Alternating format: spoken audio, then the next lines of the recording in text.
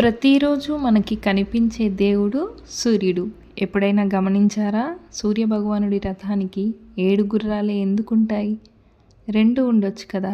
లేదా 5 ఉండొచ్చు కదా! ఎప్పుడైనా ఆలోచించారా? కశ్యపు ప్రజాపతి మరియు అతిథి దేవికి జన్మించిన వాడే సూర్యుడు.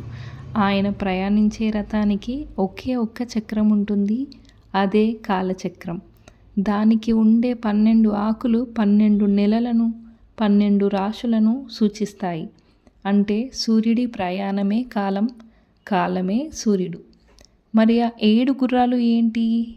వేదాల ప్రకారం అవి గాయత్రి, బృహతి, పుష్నిక్, జగతి, త్రిష్టుక్, అనుష్టుక్, పంక్తి.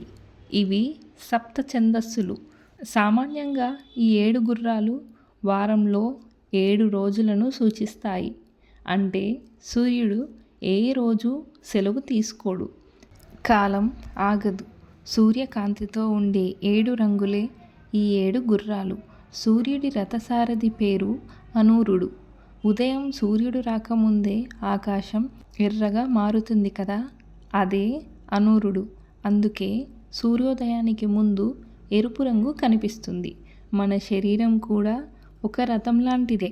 మనలోని ఇంద్రియాలు, కళ్ళు, ముక్కు, చెవులు, నాలుక, చర్మం, మనస్సు, బుద్ధి ఈ 7ంటిని ఆ 7 గుర్రాలతో పోలుస్తారు. వాటిని అదుపులో ఉంచుకొని ప్రయాణం చేయాలి. అప్పుడే మన జీవితం సూర్యుడిలా ప్రకాశిస్తుంది. రథసప్తమి రోజున మనం తల మీద జిల్లేడు ఆకులు పెట్టుకొని స్నానం చేయడానికి కారణం కూడా ఇదే. సంవత్సరం మొత్తం ఆరోగ్యంగా ఉండాలనేది దీని వెనుక ఉన్న అర్థం.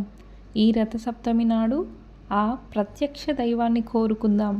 ఓ సూర్యభగవానుడా, నీ రథం ఎలాగైతే చీకటిని చీల్చుకుంటూ ముందుకు సాగుతుందో, మా జీవితంలోని కష్టాలనే చీకటిని కూడా అలాగే పారద్రోలు అని ఆరోగ్యాన్ని ప్రసాదించే ఆ భాస్కరుడిని మనసారా నమస్కరిద్దాం.